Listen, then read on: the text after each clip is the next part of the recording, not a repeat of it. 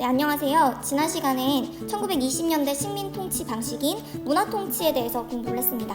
오늘은 그 시기, 문화 통치가 이루어지고 있었을 시기에 국내, 우리나라에는 어떤 민족운동, 독립운동 같은 것들이 나타났는지를 공부해 보도록 하겠습니다. 1920년대 민족운동의 특징은 이 민족운동이 두 갈래로 나뉘어져서 이루어졌다는 것입니다. 이 미리 보기 그림에서도 알 수 있듯이 한쪽에서는 민족주의 계열이 이 민족운동을 이끌었고요. 다른 한쪽에서는 사회주의 계열이 민족운동을 이끌게 됩니다. 민족주의 계열과 사회주의 계열에서는 어떤 민족운동을 각자 이끌었는지, 그리고 이 둘이 어떤 차이를 보이는지에 초점을 맞춰서 공부를 해 나가도록 하겠습니다. 1920년대가 되면 독립운동이 분화를 합니다. 그래서 한쪽에서는 민족주의 계열이 본인들의 목표에 맞는 민족운동을 전개를 하고요. 다른 한쪽에서는 사회주의 계열이 본인들의 목표에 맞는 민족운동을 전개를 하게 됩니다. 그러므로 우리는 이 두 계열에서 추구하는 목표가 무엇인지를 각각 알아야 되겠죠. 민족주의 계열에서는 일본으로부터의 독립을 최고의 목표로 두고 있었습니다. 일본으로부터 독립을 하고 민족이 기반이 된 국가를 건설하는 것, 그게 민족주의 계열이 생각한 목표라고 볼 수 있습니다. 그래서 이들은 이 목표를 위해서는 우리 민족끼리 철저하게 단결을 해야 한다라고 주장했습니다. 그런데 사회주의 계열은 민족주의 계열과 생각하는 것이 조금 달랐습니다. 사회주의 계열 역시도 일본으로부터의 독립을 해야 한다고 생각을 했지만 이들이 생각한 최종 목표는 사회주의 혁명을 통해 평등한 사회를 만드는 것이었습니다. 사회주의라는 사상은 자본주의를 비판하면서 나온 서양의 사상이라고 생각을 하시면 됩니다. 이들은 자본주의의 문제점을 굉장히 많이 지적을 했는데요. 자본주의 하에서는 같은 인간이지만 계급이라는 것이 생겨서 한 계급이 다른 한 계급을 착취한다고 보았습니다. 착취를 하는 쪽이 바로 자본가 계급입니다. 자본가라는 것은 자본, 즉 돈을 굉장히 많이 가지고 있는 계급이라고 생각하면 됩니다. 이들이 곧 공장을 가지고 있고 기업을 가지고 있는 공장주 내지는 기업가라고 볼 수 있는 거죠. 이들은 자신의 공장을 가지고 있지만 그 공장에서 직접 일을 하지는 않습니다. 이들은 노동자들을 고용을 해서 이들을 통해서 돈을 법니다. 그리고 사회주의 계열에서는 이 상황이 바로 한 계급이 다른 계급을 착취하는 경제적 불평등이라고 보았습니다. 노동자들은 정해진 임금을 받으면서 하루 종일 일을 합니다. 그런데 그 임금은 그들이 노동한 것만큼 많지 않아요. 그런데 반면 이 노동자들을 부리고 있는 공장주들은 본인이 직접 일을 하지 않아도 엄청나게 막대한 돈과 부를 쌓게 된다는 거죠. 이것은 문제라는 거죠. 그래서 사회주의 계열에서는 노동자들을 지원하고 노동자와 함께 혁명을 일으켜 이러한 경제적 불평등을 없애는 것이 최종 목표입니다. 그렇기 때문에 민족주의 계열과 좀 충돌을 할 수밖에 없는 거예요.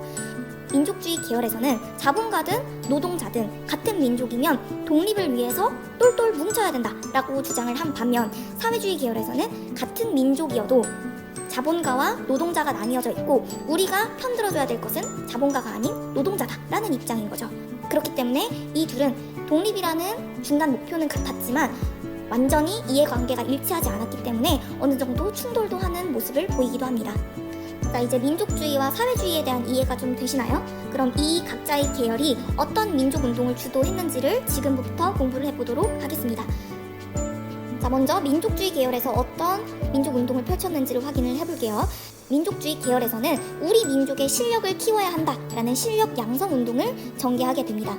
이 실력 양성 운동은 국권 침탈 과정 중에 있었던 애국 계몽 운동을 계승한 운동이라고 생각을 하시면 돼요. 그래서 민족의 실력을 키워 일본으로부터 독립을 해야 한다라고 주장을 하죠. 그 실력을 어떻게 키울 것이냐? 애국 계몽 운동 때와 비슷합니다. 마찬가지로 우리 민족을 교육하고 우리 민족의 산업을 키워서 부강하게 만들어야 한다라고 주장을 해요. 그래서 우리 산업을 키울 수 있는 운동인 물산 장려 운동을 민족주의 계열에서 주도합니다. 물산이라는 것은 물건을 의미합니다. 장려라는 것은 권장 이런 뜻이죠. 그래서 물건을 사라고 권장하는 운동인데 이때의 물건은 아무 물건이 아니고 우리 조선의 회사에서 파는 물건이라고 생각을 하면 됩니다. 그래서 국산품 애용을 강조를 했어요. 자, 이 광고를 볼게요. 자, 세로로 중간에 있는 걸 읽어보면 딴 것도 아닌 조선 물산을 팔고 사자, 먹고 입고 쓰자 라고 나와 있죠. 우리 조선 사람은 우리 물건을 써서 조선의 회사가 발전을 하고 조선의 자본이 모여야 된다라고 주장을 했던 운동이라고 보시면 됩니다. 자, 이 글을 볼게요. 조선물산장려회의 선전문이라고 합니다. 자, 보아라. 우리가 먹고 입고 쓰는 것이 다 우리의 손으로 만든 것이 아니었다. 우리끼리 이제 서로 붙잡고 의지하며 살아야 한다. 민족주의의 성향을 잘 드러내고 있는 문장이죠. 그러니 입어라. 조선 사람이 만든 것을 쓰라. 조선 사람이 지은 것을 조선 사람 조선 것. 그래서 이 물산장려 운동은 평양의 조만식이라는 사람이 주도를 하기 시작했고요. 구호 자체가 내 살림은 내 것으로 조선 사람 조선 것이라고 해서 우리나라의 물건을 쓸 것을 이제 권장을 하는 실력 양성 운동 중에 하나였다라고 생각을 하시면 됩니다. 하지만 이 운동은 실패를 하게 되는데요. 국산품 애용을 강조를 하다 보니 조선의 것이 아닌 일본의 상품은 쓰지 말자라는 말이 나오지 않을 수가 없겠죠. 그래서 일본 상품을 배척하는 성향이 나타나게 되면서 일본이 탄압을 가하게 됩니다. 또한 비판도 나오게 돼요. 자, 사회주의 계열에서 이 운동은 우리 조선 민족을 위한 것이 아닌 특정 자본가만을 위한 운동이라고 비판을 하게 됩니다. 물산장려 운동으로 인해 조선 사람들이 조선의 물건만 샀을 때 여기서 가장 크게 이익을 보는 사람은 누구죠? 네, 그렇습니다. 그 조선 회사의 사장님이겠죠. 자본가를 의미하는 겁니다. 그런데 그렇게 벌어들인 돈만큼 그 물건을 만들기 위해 노력한 노동자에게는 그 이윤이 돌아가지 않아요. 그런데 아까 이야기를 했잖아요. 사회주의 계열에서는 자본가를 별로 좋아하지 않고 노동자를 지지하는 입장이라고요. 그래서 이 물산장려 운동은 모두를 위한 것이 아닌, 노동자를 위한 것이 아닌 자본가를 위한 운동이다라는 비판이 나오게 된 것이죠. 그리고 실제로도 물산장려 운동 과정 중에 몇몇 회사는 조선 물건의 가격을 더 올리게 되면서 더 큰 이윤을 보려고 하는 모습도 나타나게 됩니다. 자, 그 다음으로 사회주의 계열에서 진행한 민족운동에 대해서 얘기를 해보겠습니다. 사회주의 계열에서는 경제적으로 힘이 약한 농민과 노동자를 지지하며 민족운동을 펼치게 됩니다. 그리고 이들을 지지하는 운동이 곧 일본과 부딪히기 때문에 항일운동의 성격도 가지게 되는 겁니다. 자, 먼저 사회주의 계열에서 주도했던 농민운동에 대해서 얘기를 해보겠습니다. 자, 농민들은 소작료, 인상, 소작료를 높이는 것에 항의를 하며 소작쟁의를 전개합니다. 우리가 소작이라는 말이 익숙하지가 않을 거예요. 자, 이 그림을 살짝 보겠습니다. 자, 이 그림에서 빨간색 보이시죠? 나 지주, 땅 너무 많아, 어떡하지? 라고 써져 있어요. 자, 지주라는 것은 땅지, 주인 주자를 써서 땅의 주인이라는 뜻입니다. 자, 조선 후기의 문제점 중 하나가 토지를 특정 양반들만 너무 많이 가지고 있었다는 데에 있었습니다. 이 많은 땅을 가지고 있었던 지주들이 그 땅에 모두 농사를 짓지 않아요.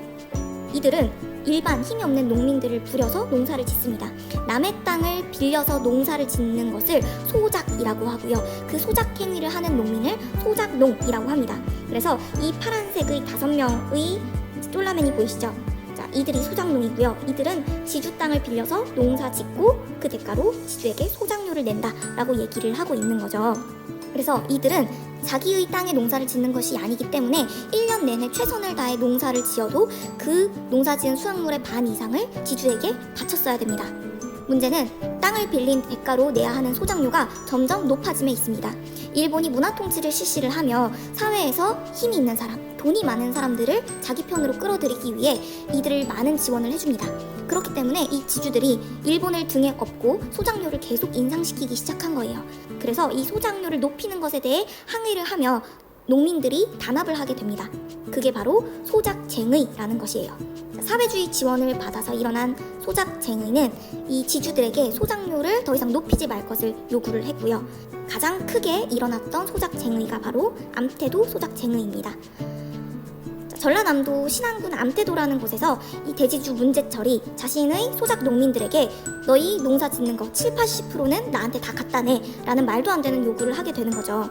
거기서 견디지 못한 소작인들이 더 이상은 못 참겠다, 우리도 그 소작료 못 낸다 라고 하면서 문제철 지주에게 항의한 사건이 바로 암태도 소작쟁의입니다. 그래서 1920년대에는 이러한 소작쟁의, 농민운동 같은 것들이 많이 일어났다고 합니다. 다음으로 사회주의 계열에서 지원한 노동운동이 있습니다. 당시 노동자들은 굉장히 열악한 환경에서 낮은 임금을 받으며 일을 해야 했습니다. 특히 민족 차별이 굉장히 심했습니다. 이 표를 잠깐 보겠습니다. 자, 이 표는 일본인과 한국인 노동자에 따라 어떻게 임금을 주는지를 보여주는 그래프입니다. 빨간색이 일본인이고 파란색이 한국인이었습니다. 한국인 남성은 일본인 남성에 비해 거의 절반에 가까운 낮은 임금을 받았죠. 한국인 여성 노동자의 경우는 한국인 남성 노동자 절반의 임금을 받게 됩니다. 결과적으로 일본인 남성과 비교를 하면 거의 4분의 1밖에 되지 않는 정말 낮은 임금을 한국인 여성 노동자는 받아야 했던 거죠. 자, 이러한 임금 차별도 민족에 따라, 성별에 따라 나타나는데요. 자, 이러한 열악한 환경을 개선하고자 일어난 운동이 바로 노동쟁의입니다. 자, 아까부터 쟁의라는 말이 계속 나오고 있는데요. 이 쟁의는 분쟁이라고 생각하면 됩니다. 지주나 소작인, 자본가와 노동자 사이에서 일어나는 분쟁이며 특히 소작인이나 노동자 계급에서 자신의 처우 개선을 요구하는 것을 쟁의라고 이해를 하시면 될 것 같습니다. 그래서 이 노동자들이 할 수 있는 쟁의, 투쟁에는 가장 효과적인 것이 파업이 있죠. 노동자들이 노동을 하지 않으면 공장은 돌아갈 수가 없습니다. 그렇기 때문에 이 노동쟁의의 일환으로서 파업 같은 것들이 나타나게 됩니다. 가장 대표적인 파업으로는 원산 노동자 총파업을 들 수가 있습니다. 당시 원산의 회사에서 일본인 감독이 한국인 노동자를 구타하며 일어나게 된 사건이고요. 이로 인해 원산 지역에서는 노동자들이 힘을 합쳐 4개월 동안 파업을 한 겁니다. 이때 자신들의 임금 인상, 임금을 높여달라는 것, 그리고 민족 차별에 대한 개선 등을 요구를 했다고 볼 수 있습니다. 자, 사회주의 계열에서 한 농민운동, 노동운동이 왜 일본에 대항하는 민족운동인가요? 라고 궁금해할 수 있어요. 그런데 조선이 일본의 식민지화가 되면서 굉장히 많은 일본인들이 조선에 넘어오게 돼요. 자, 그리고 이들이 땅을 사고 회사를 사면서 지주이자 공장주로서 활동을 하는 거죠. 그런데 농민운동과 노동운동은 이들과 어떻게 보면 대립을 하는, 이들에게 대항을 하는 운동이잖아요. 또한 일본은 1920년대에 들어서며 민족 분열 정책을 시도를 합니다. 그래서 사회적으로 힘이 있는 조선인들, 경제적으로 부유한 조선인들에게 많은 지원을 해주게 돼요. 결국 일제는 조선인이든 일본인이든 지주와 자본가의 편을 들기 때문에 이들에게 대항하는 농민운동과 노동운동은 일본과 싸우는 것이라고도 볼 수가 있는 것입니다. 그래서 점차 이러한 쟁의 과정에서 일본에 대한 반일 감정이 더더욱 생겨나는 경향을 보이게 되죠. 자, 오늘 1920년대 국내에서 일어난 민족주의 계열과 사회주의 계열에서의 민족운동에 대해 공부를 해보았습니다. 여러분이 민족주의와 사회주의에 대해서 좀 이해를 잘 했으면 좋겠어요. 왜냐면 다음 시간에 배울 부분은 이 민족주의와 사회주의 계열이 손을 잡아서 함께 만든 단체에 대해서 공부를 할 거거든요. 오늘 한 부분이 잘 이해되지 않는다면 교과서를 한번 읽어보는 것을 추천합니다. 그럼 다음 시간에 뵙겠습니다.